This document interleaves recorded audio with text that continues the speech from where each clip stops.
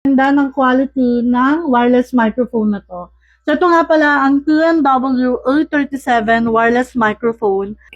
Meron na rin pala siyang dual mic at meron na rin siyang magnet. So pwede mo siyang idikit kahit saan. Ayan, kaya nadidikit ko siya sa akin.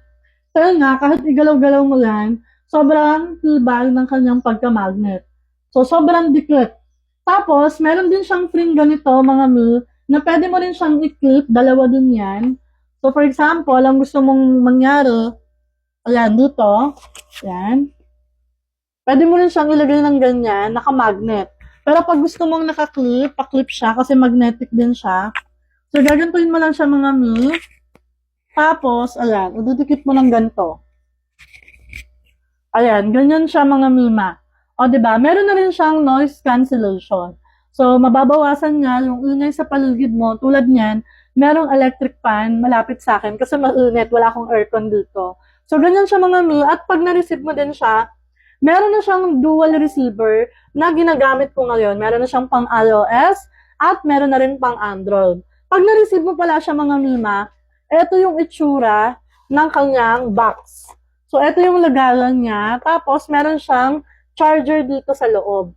At the same time, meron din siyang papel na ganito, 2 piraso, kung gusto mong balutan ng ganito. Ayan. Tapos yung lagayan niya, napakaganda. Akala ko maliit lang siya.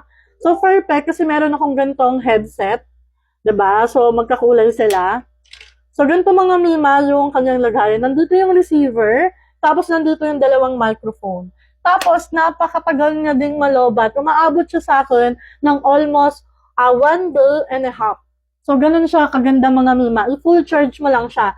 Basta pag ginagamit mo ng tuloy-tuloy.